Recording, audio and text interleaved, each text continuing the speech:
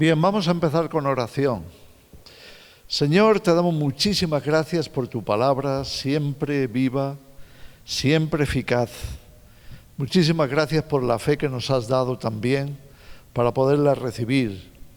Y en esta tarde, Señor, nos presentamos delante de ti, de tu presencia, dispuestos para que tú puedas llegar a nuestro corazón, seguir sembrando tu verdad para liberarnos y para fortalecernos en ti, Señor. Señor, cumple tu propósito en esta tarde, en el nombre de Jesús. Amén. Amén.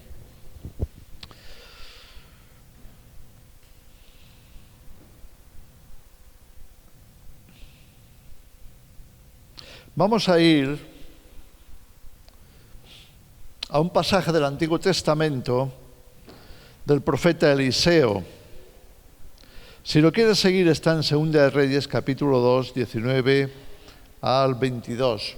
Vamos a partir de ahí, continuamos con el tema de lo que significa la evangelización, en el sentido de cuál es nuestra misión como iglesia. Tenemos el privilegio de tener la fe que nos ha conducido a Cristo. Es importante que entendamos que cuando hemos creído, hemos pasado a formar parte de un pueblo privilegiado. ¿En qué sentido? Principalmente en el de podernos conectar con Dios. ¿Cómo? Por medio de la fe. Dios se conecta con nosotros por medio de su palabra, por medio de su espíritu, de su revelación, y nosotros nos conectamos con Él por medio de la fe. Así que cuando creemos la palabra que recibimos, se produce una conexión. Cuando Jesús dijo, yo soy el camino, la verdad y la vida, nadie viene al Padre sino por mí, nos estaba hablando de esta verdad. Nosotros llegamos a Dios, nos reconciliamos con Dios, nos conectamos con Dios por medio de Jesús. Jesús es la palabra viva, la palabra viviente. La palabra es la esencia de la evangelización. Cuando hablamos, cuando nuestras palabras están en conexión con las de Cristo para mostrarle a la gente el plan de Dios, eso es la evangelización. Estamos, como iglesia, asumiendo la responsabilidad. Cuando hablamos de evangelización, por lo general lo conectamos con el Nuevo Testamento, con la misión de Jesús, con el ministerio de Jesús, con el ministerio de los apóstoles. Lo conectamos porque el Evangelio procede de ahí, de la buena noticia, la buena nueva de salvación, de que Dios había enviado a su Hijo al mundo, de que por medio de Jesús Dios estaba ofreciéndole al género humano salvación y vida eterna. Así que cuando hablamos de evangelismo, inmediatamente lo conectamos con el Nuevo Testamento. Pero no nos olvidemos, el plan de Dios para salvación no viene del Nuevo Testamento, viene desde el principio, viene desde que el hombre pecó. Tan pronto como Adán y Eva fracasaron y escogieron seguir la sugerencia de la serpiente, llamémosle así, la seducción o la mentira de la serpiente, para poderles apartar de Dios, a poderles hacer desobedecer el mandato divino. A partir de ese momento, Dios ya reveló que vendría la salvación. Así que acudimos al Antiguo Testamento de vez en cuando también para poder comprender un poco mejor qué es el Evangelio. ¿Cuál es el propósito del Evangelio? ¿Cuál es la buena noticia? ¿Cuál es el plan de salvación? Vamos entonces al Antiguo Testamento y vamos a encontrar algunos paralelos. Los hombres, dicen Segunda de Reyes, capítulo 2, versículos 19 al 22, los hombres de la ciudad dijeron a Eliseo. Era un momento en el que Eliseo acababa de ver cómo Elías era alzado al cielo, lo cual es también un anuncio del Evangelio. Las personas fieles, los hombres de Dios que han sido fieles hasta el fin, que han cumplido la voluntad de Dios, que han obedecido, que se han mantenido firmes en su confianza en Dios, están destinados a partir con Él. ¿Entendemos eso? Es decir, el destino último de los creyentes, por lo menos mientras estamos en esta vida, la meta a la que vamos es partir con el Señor. Todos vamos a morir, pero ¿a dónde vamos? Bien, el Evangelio viene a asegurarnos, viene a darnos esta paz, esta confianza de que cuando partamos de este mundo, nos vamos con el Señor, nos vamos con Él.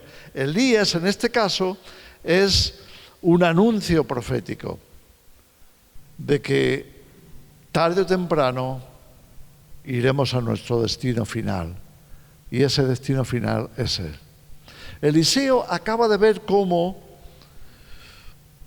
Elías parte en un carro de fuego, en un torbellino, para irse con el Señor.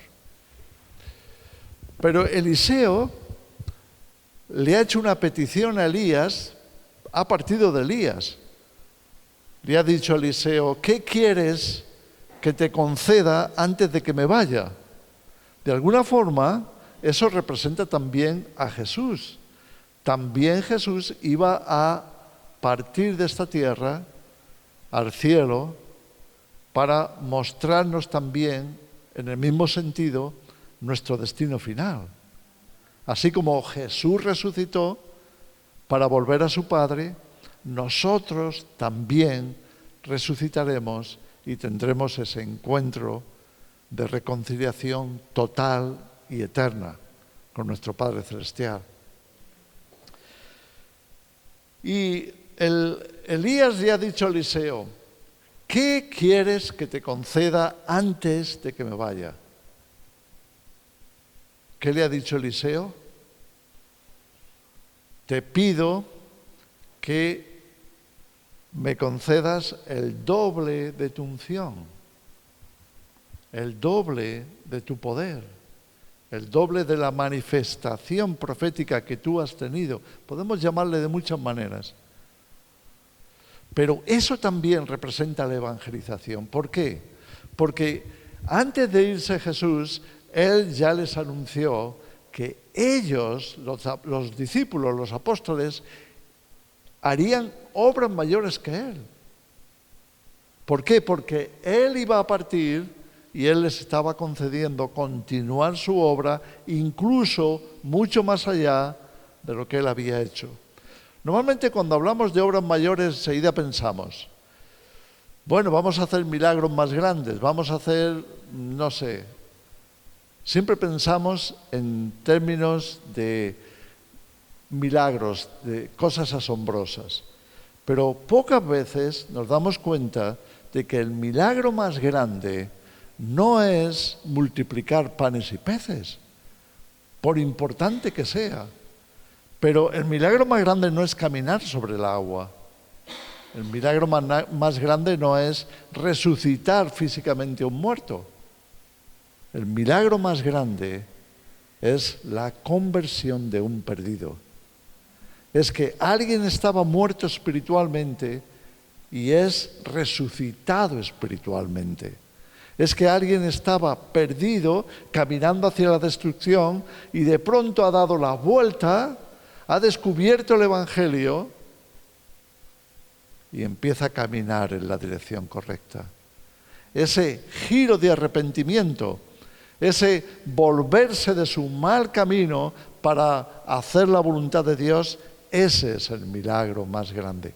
Tanto que Jesús dijo que hay más gozo en el cielo por un pecador que se arrepiente que por todos los que ya están salvos. ¿Entendemos esto? Hay más gozo en el cielo, hay más celebración, hay más fiesta, como queramos llamarle, en el cielo por un pecador que se arrepiente. De manera que cuando Jesús le da a sus discípulos, le encomienda a sus discípulos, y recordad que eso es lo último que Jesús habló con ellos. Les dijo, id y predicar el Evangelio por todo el mundo y hacer discípulos de todas las naciones. Llevar el Evangelio a cada criatura. Lo que Jesús le estaba diciendo a los discípulos es, ahora os toca a vosotros. Vuestra razón de ser, de que estéis aquí en la tierra, es esta. Buscar a los perdidos. Predicar el Evangelio. Hablar de la salvación. Hablar de mí. Hablar de la necesidad de arrepentimiento. Hablar de que estamos aquí precisamente para eso. Si hay una misión importante, si hay un trabajo realmente relevante, si hay algo que merezca la pena hacerse sobre esta tierra, sobre este planeta, eso es predicar el Evangelio a cada persona. ¿Por qué? Porque todos pecamos y quedamos fuera, quedamos destituidos de la gloria de Dios. Y por tanto tenemos que regresar, porque si no regresáramos de esa condición, si no volviéramos a Dios, ¿dónde acabamos? ¿Dónde acabaremos? La humanidad va hacia la destrucción. Y esto nos debe de dar un impulso interno. Tenemos que ver las consecuencias, tenemos que ver el destino. No podemos simplemente dejarlo en lo teórico. Tenemos que prestar atención a Jesús y a sus palabras. Tenemos que entender lo que está pasando para que también comprendamos la importancia tremenda de la evangelización. Así que Eliseo ha visto cómo se iba Elías y entonces va a regresar. Dice que se encontró con los hombres de la ciudad, Jericó, que estaba cerca, y le dijeron, he aquí el lugar donde está colocada esta ciudad es bueno, como mi señor ve, mas las aguas son malas y la tierra es estéril. Esto es la condición de nuestro mundo. Las aguas son malas, la tierra es estéril. Podemos decir, bueno, yo no veo que el planeta precisamente sea de aguas malas y tierras estériles. Hay mucha abundancia. Hay lugares de la tierra que todo es agua, todo es exuberancia, todo es vegetación, todo es fruta, todo es vida. Y es cierto, gracias a Dios, pero en el espíritu, en el corazón de los seres humanos, hay sequedad, hay desierto, hay amargura, hay veneno, hay engaño, hay mentiras, hay egoísmo, hay un montón de cosas sembradas por Satanás en el mundo que cala en el pensamiento humano, cala en el corazón y transforma nuestra vida en un desierto, transforma nuestra vida en aguas amargas. Y esto está representado aquí por esa situación en la que estaban viviendo en ese momento en Jericó. Dios lo va a permitir y lo va a hacer saber a Eliseo para ilustrarnos una vez más el efecto de la evangelización. El mundo está desesperadamente necesitado. Repito la frase. El lugar en donde está colocada esta ciudad es bueno, como mi Señor ve, mas las aguas son malas y sin agua no podemos sobrevivir. Y la tierra es estéril y sin producción tampoco. Entonces él dijo, vamos a ver la solución de Dios. Entonces Eliseo dijo, traedme una vasija nueva y poned en ella sal. Hace poco hablábamos de la sal, pero es que la sal representa el Evangelio. Es que la sal representa el poder sanador y salvador de Dios. Es por eso que la iglesia es llamada sal de la tierra. Y dice, traer vasija nueva y poner en ella sal. ¿Te das cuenta de las palabras que se utilizan? ¿Traer una vasija qué? ¿Una vasija nueva? Nuevas criaturas. ¿No estamos llamados a nacer de nuevo? ¿No estamos llamados a ser nuevas criaturas en Cristo? ¿No somos vasijas para Dios? ¿No nos ha hecho Dios como el alfarero? ¿No hemos sido creados por su mano? Somos vasijas nuevas. Fíjate lo que Eliseo declara de forma profética. ¿Cuál es la solución para un mundo cuyas aguas están envenenadas y cuya tierra es estéril? ¿Cuál es la solución para tantas y tantas vidas que están en el desierto, que no producen, que se sienten agotados, que están frustrados, que sus vidas no prosperan, que no ven el fruto, que no tienen esperanza, que se sienten perdidos? ¿Cuál es la solución para estas vidas? La solución son vasijas nuevas con sal. Vasijas nuevas con sal. Si quieres saber lo que significa ser un cristiano, ahí tienes una imagen. Ahí tienes una buena representación. Ser cristiano es ser una vasija nueva con sal. ¿Entendemos por qué dijo Jesús, vosotros sois la sal de la tierra? ¿Qué va a hacer Eliseo con esa vasija nueva y esa sal?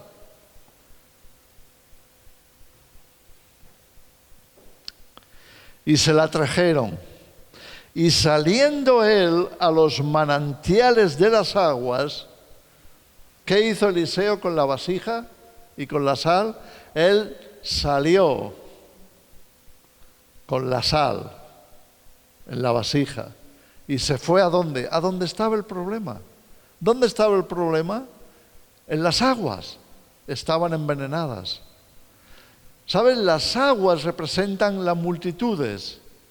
Por una parte, proféticamente en la Biblia, se habla de las aguas como de las multitudes del mundo. Pero también las aguas representan la palabra. ¿Sabes que vivimos en un mundo cuya palabra está envenenada? ¿Podemos entender esto? Es que lo que sale de la boca de los hombres, ¿qué es? Lo que hay en su corazón. ¿Y qué hay en el corazón del ser humano? Hay pecado, hay engaño, hay un montón de cosas negativas, malas, puestas allí y de continuo está saliendo de los labios. Jesús dijo de nuestro tiempo, del tiempo de su venida, que por haberse multiplicado la maldad, el amor de muchos se enfriará. Si quieres saber por qué hay cada vez menos amor de Dios en el mundo, es porque el corazón del ser humano y su palabra se han corrompido, se han envenenado. ¿Qué va a hacer Eliseo con la vasija? Se va a las aguas, directamente a las aguas. Se va al corazón de las personas, se va al pensamiento de las personas, se va a la palabra de las personas. Podemos ver un paralelo en esto, una relación con esto en Isaías 55. ¿Te acuerdas cuando el Señor dice, a los sedientos, venid a las aguas, venid, tomar y comer gratuitamente, sin precio, de gracia? Venid a las aguas. ¿A qué aguas? A las aguas que Dios nos ofrece. ¿A qué alimento? Al alimento celestial, el alimento que Dios nos ofrece. Su palabra, su verdad. Necesitamos entender que lo único que puede sanar nuestro corazón es la palabra de Dios, es la verdad celestial. Es lo único. Jesús dijo a los discípulos que habían creído en Él, si permanecéis en mí y mis palabras permanecen en vosotros, pedid todo lo que queráis y os será hecho. Si permanecéis en mí y mis palabras en vosotros, seréis auténticos discípulos. Conoceréis la verdad y la verdad os hará libres. ¿Podemos ver la conexión? Es que cuando permanecemos en la palabra de Dios, estamos reconciliándonos con Él. Hemos vuelto a casa. Estamos bebiendo del agua viva. Estamos siendo alimentados por el don celestial. Estamos fortaleciéndonos, creciéndonos, preparándonos para cumplir la misión. Y entonces Dios nos manda. Para Dios es tan importante la misión evangelística, tan importante, que la ha llenado de promesas. ¿Qué significa si no cuando Jesús nos dice, como leemos en Mateo 6, buscad primeramente el reino de Dios y su justicia, y todas vuestras necesidades quedarán cubiertas? ¿No es eso lo que dice el Evangelio? Si estamos dispuestos a poner primeramente el reino y su propagación, llevando el Evangelio a cada persona, Dios se encargará de suplir todas nuestras necesidades. Así de importante es para Dios que se predique el Evangelio. Así de importante es para el ser humano que el Evangelio le alcance. ¿Qué va a ocurrir en el pasaje de Eliseo?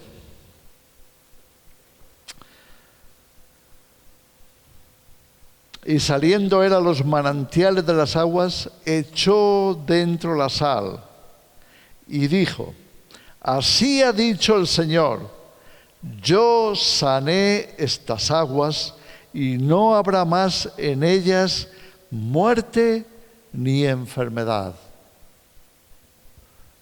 ¿No es eso lo que recibimos con el Evangelio? ¿No dijo Jesús, el que cree en mí no verá muerte? ¿Y el que cree en mí, aunque muera, vivirá? ¿No estaba diciendo Jesús, de cierto os digo que el que cree en mí tiene vida eterna? ¿No trae el Evangelio mediante la fe una sanidad profunda, una comunión renovada con Dios, un rehacernos en Cristo, de manera que quedemos completamente restaurados? Es eso de lo que nos está hablando aquí.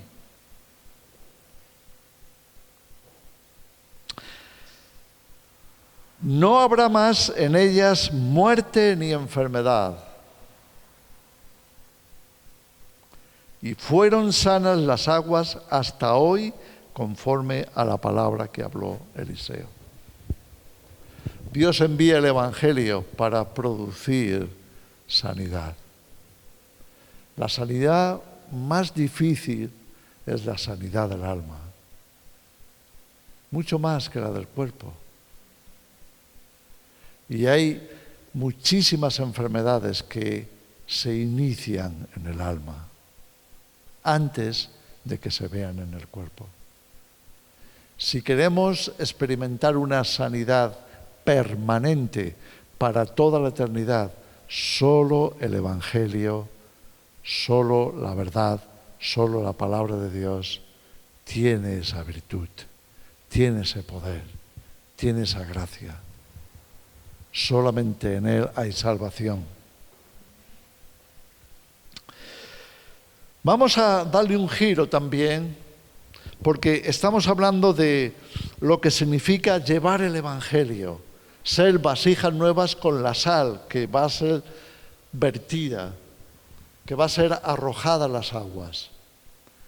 Es la verdad que fluye de nosotros para que alcance a otros, para que pase a sus mentes, a sus corazones y produzcan sanidad. No sirve solamente tener sal. Si no lo vertemos, si no lo compartimos, si no la damos a otros, no habrá sanidad. Necesitamos entender esto. Pero esto está en conexión con la enorme responsabilidad. Vamos a ir a Ezequiel capítulo 3. Me dijo, hijo de hombre, Ezequiel 3, sí, desde el versículo 1. Me dijo, hijo de hombre, come lo que hayas, come este rollo y ve y habla a la casa de Israel. Sin duda aquí nos está hablando de la misión profética de Ezequiel. Ezequiel estaba recibiendo de parte de Dios la misión de tomar lo que Dios le daba, comer lo que Dios le ofrecía, porque lo que estaba comiendo no era solo para él, era para entregarlo a la casa de Israel. Como veis, tiene también muchos paralelos con recibir el Evangelio y compartirlo. La misión profética de Ezequiel tiene mucho que ver con la evangelización, porque tiene mucho que ver con la misión profética de la Iglesia. Y abrí mi boca y me hizo comer aquel rollo y me dijo, hijo de hombre, alimenta tu vientre y llena tus entrañas de este rollo que te doy. Y lo comí y fue en mi boca dulce como miel. Todos necesitamos ser llenos de la dulce palabra, dulce miel del Evangelio. Pero cuidado, porque aunque lo disfrutamos, lo pasamos muy bien, ¿a quién no le apetece sentarse y escuchar el Evangelio y escuchar las palabras de Jesús y ver cómo Dios ha derramado sabiduría, gracia, salvación, todo lo que recibimos de la palabra? A todos nos gusta. Dios nos ha dado esa fe tremenda, preciosa en nuestro corazón para que saboreemos la palabra de Dios. Pero ¿qué pasa? Eso es solamente una parte. La iglesia, el cristiano, el creyente, que lo único que hace es comer y comer lo que Dios le da para alimentarle, para que conozca su voluntad, para que entienda su propósito, para que sepa lo que Dios tiene para el ser humano, y solamente nos dedicamos a comerlo y guardarlo para nosotros, solo hemos cumplido una parte, no la misión. ¿Me explico? Solo hemos cumplido la mitad. Si no avanzamos, la misión se queda sin completar.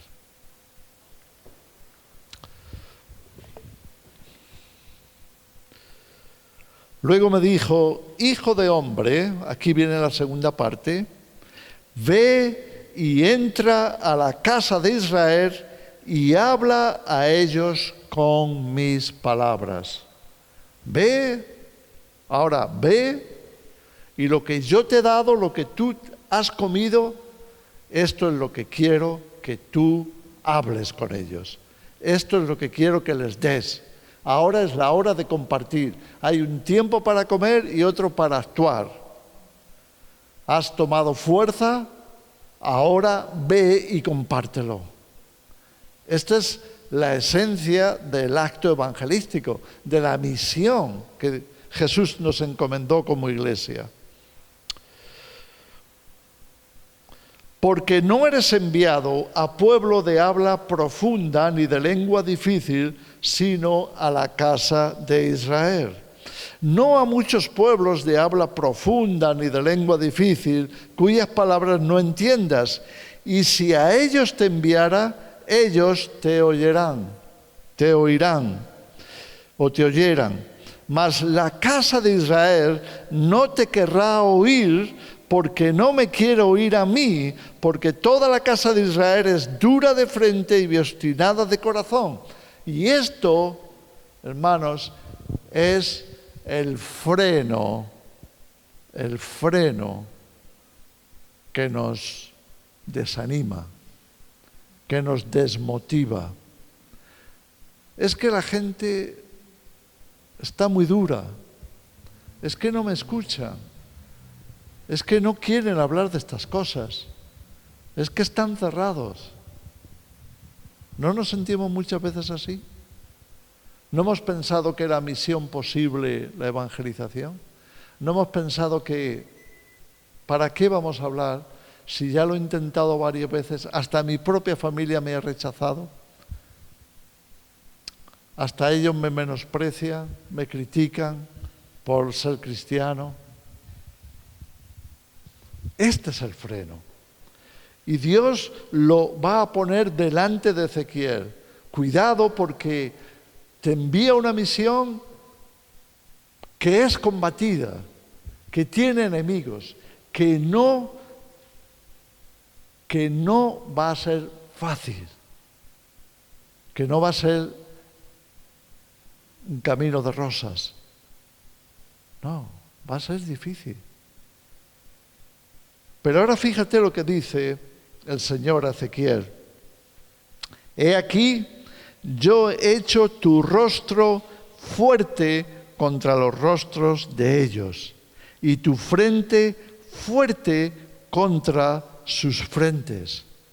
Como diamante más fuerte que pedernal he hecho tu frente. No los temas ni tengas miedo delante de ellos, porque son casa rebelde.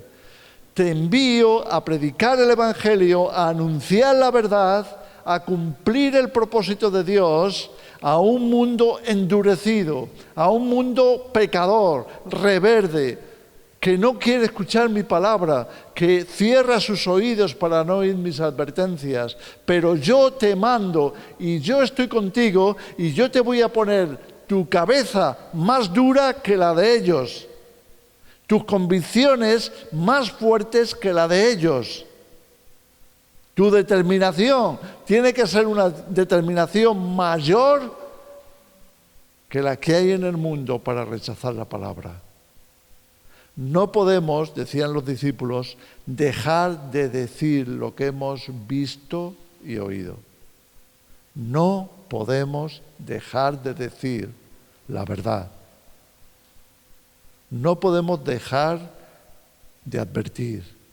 No podemos dejar de anunciar la salvación o la perdición.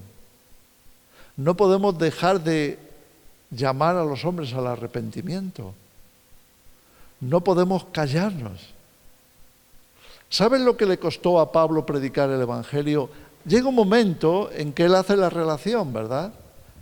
Lo podemos leer en algunas de sus cartas. Pablo tuvo una vida difícil como predicador, como evangelizador, como apóstol de los gentiles. Él tuvo una persecución tras otra, una dificultad tras otra. Ya lo hemos leído y sabemos la vida difícil que tuvo Pablo. ¿Sabes qué dijo él? Él no dijo, bueno, ya,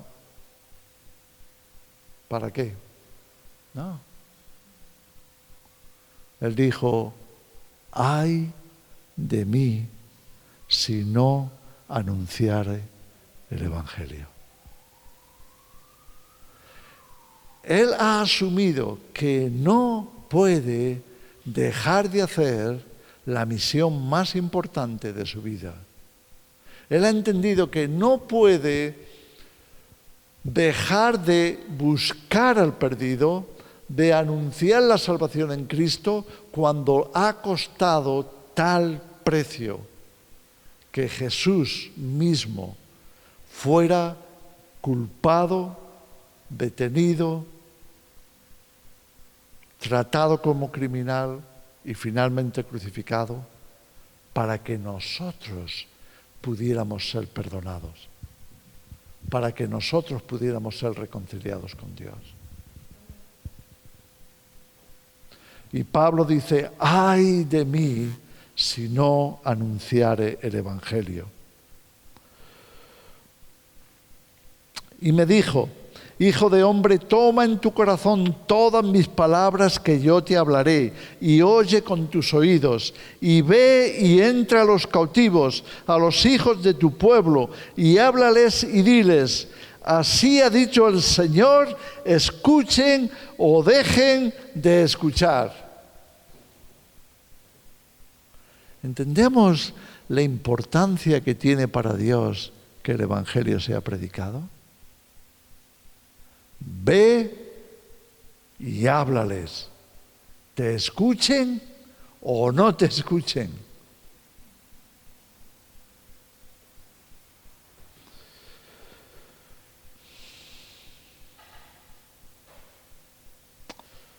Avanzamos un poquito más hasta el versículo 16. Dice, aconteció al cabo de los 7 días que vino mi palabra del Señor diciendo, hijo de hombre, yo te he puesto por atalaya a la casa de Israel. Oirás pues tú la palabra de mi boca y los amonestarás de mi parte. Dios le está diciendo al profeta, tú eres el atalaya. Tú eres el vigía, el vigilante. Tú eres el que tiene que estar ahí como centinela. Y tú eres el que tienes que advertir, esa es tu misión, advertirle al mundo de los peligros que le acechan. Es tu misión ver por dónde viene el enemigo para llevarse sus almas. Es tu misión ver cuál es el propósito de Satanás para destruir al ser humano y que se pierda y que sea destruido en la condenación. Es tu misión. Tú eres un centinela.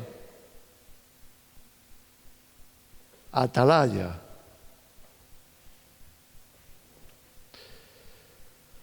Cuando yo dijere al impío, de cierto morirás, y tú no le amonestares ni le hablares para que el impío sea apercibido de su mal camino, a fin de que viva, el impío morirá por su maldad, pero su sangre demandaré de tu mano.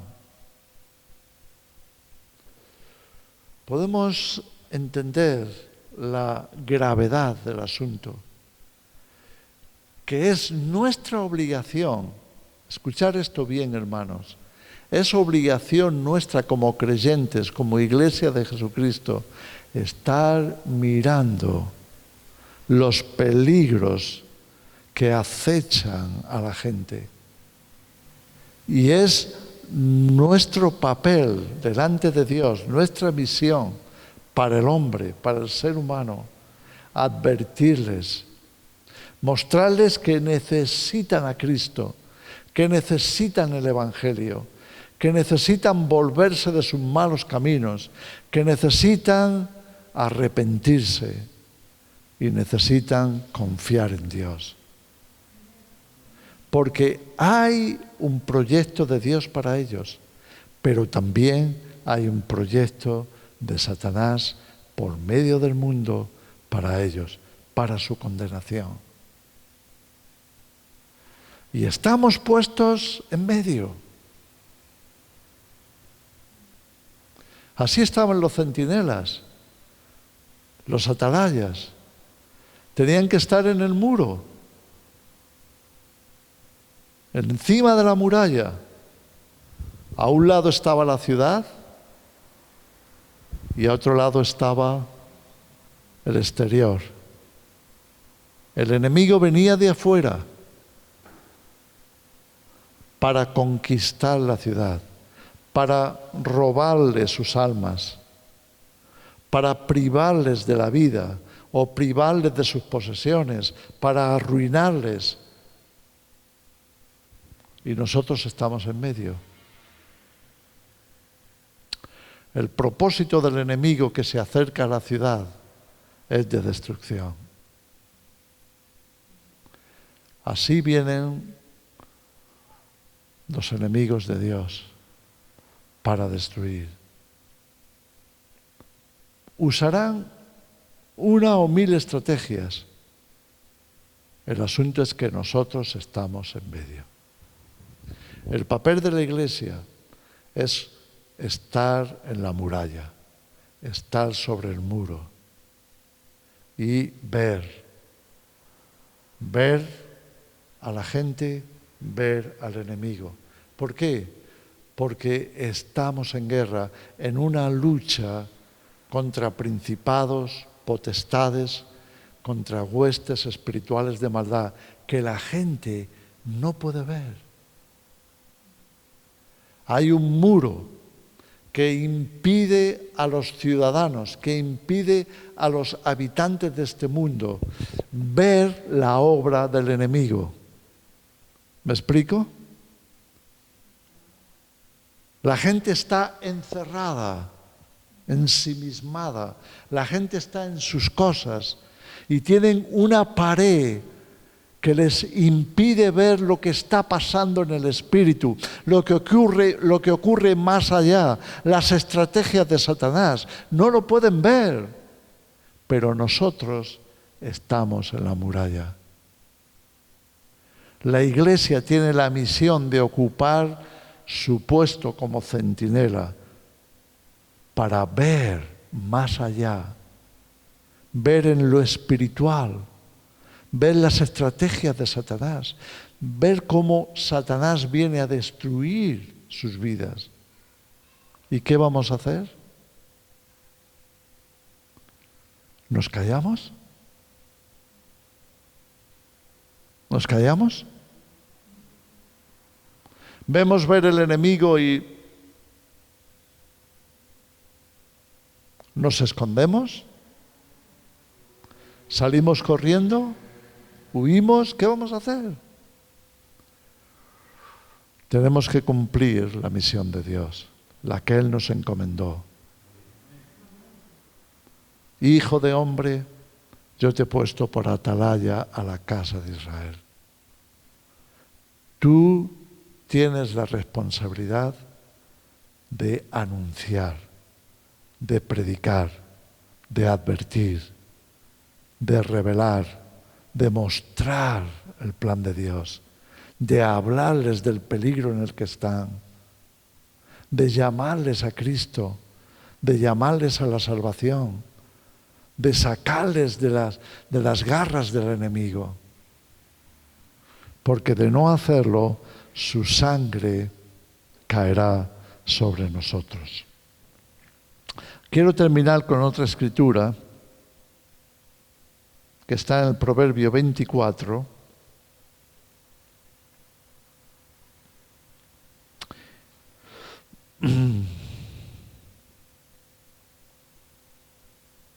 Dice así, Proverbios 24, versículos 11 y 12.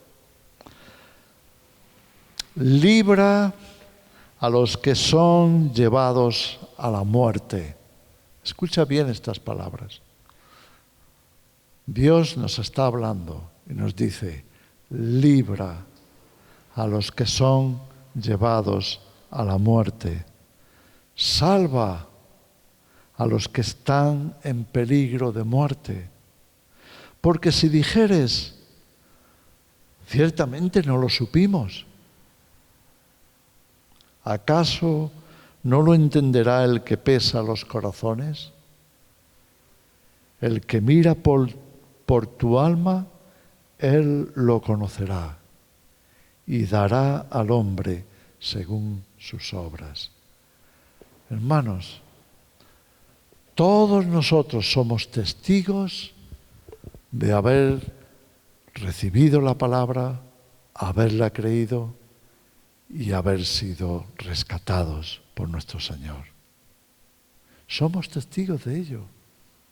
Y sabemos que la condición de todos nuestros semejantes en este mundo es la misma que la nuestra. Están perdidos como nosotros lo estuvimos. Y Dios les quiere salvar de la misma manera que lo hizo con nosotros. No podemos decir, bueno, es que no sabíamos. La gente se estaba yendo al infierno, pero como las cosas iban más o menos bien, quizá Dios permita que las cosas vayan de mal en peor para ver si nos despertamos y nos damos cuenta de cuál es la condición del ser humano que está yendo hacia su perdición total y completa. Dios mira nuestros corazones. Dios sabe lo que nosotros sabemos, lo que nosotros hemos experimentado, hemos recibido de gracia. Y de gracia tenemos que dar. ¿Podemos orar por eso? ¿Podemos orar para que Dios despierte nuestro entendimiento y nos demos cuenta de la importancia de predicar el Evangelio, de la importancia de decir la verdad, de la importancia de advertir al mundo? Señor, te damos muchísimas gracias por tu palabra y te pedimos, Señor, que pongas convicción en nuestros corazones, cambia nuestro entendimiento, Señor. Ayúdanos, Señor, a empezar a ver la situación como tú las ves. Tú ves a las multitudes, tú las estás viendo que están cegados, que no pueden ver el peligro, que están pudriéndose espiritualmente, que están acercándose más y más a la perdición y no lo ven. Señor, tú nos has puesto en una condición desde la cual sí podemos ver. Ayúdanos, Señor, a advertirles. Ayúdanos, Señor, a anunciarles tu palabra, tu evangelio, para que se abran sus ojos, para que vean y sean salvos. En el nombre de Jesús. Amén. Amén. Dios os bendiga.